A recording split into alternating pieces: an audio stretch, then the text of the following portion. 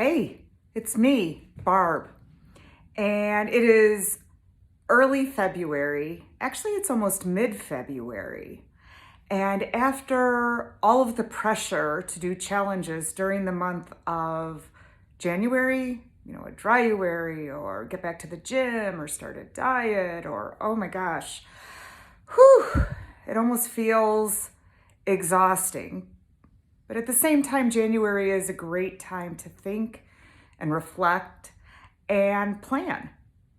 And one of the ways that I did that for this week is led a workshop on writing your eulogy. I know it sounds really grave, almost a little bit jarring, but don't get upset. It's not your real eulogy, but it's a creative tool.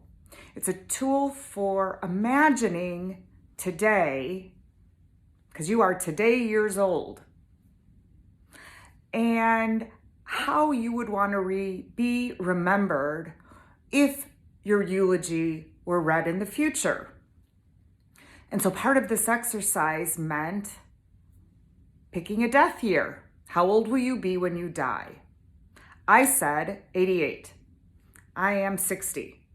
So that's 28 years. I can do that math. And the next part of the exercise, after learning or putting that down, not as if it's going to create it, or it might, is really to write in a very specific way, how do you want to be remembered? And so it's almost a thinking and creating tool for how you want to live out the rest of your days.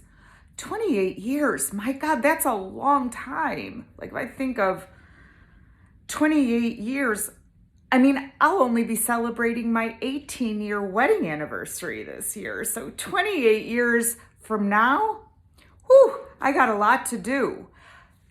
By writing my eulogy in this way, what I did was use it to plan for and execute decision making, because I identified some things when I created my eulogy that were really important. And I wrote it down as if it were happening right now and I were being remembered for it. But in fact, it was really creating how I wanted to spend my time. So one small example fell under the category of family.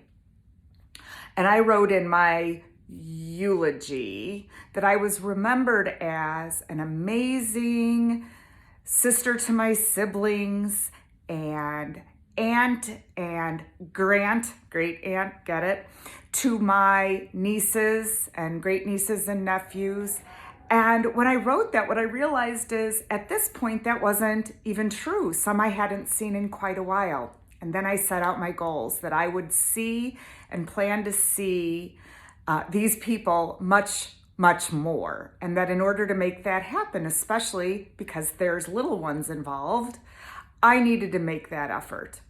And as a result, I've seen 12 family members that either manifested itself, for example, my niece and her 3 kids, or that I made happen by going to see my brother, his wife, my nephew, niece, and their children. In any event, what it does for you is allows you to plan and make great decisions.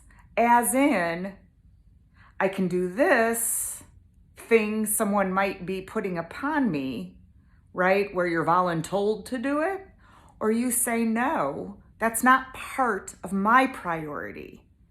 And the eulogy writing tool is simply a way to creatively plan out your days as if, and writing out how you want to be remembered in a way that may be quite grand and leaning into achieving those goals. So reach out to me if you want me to help you write your eulogy.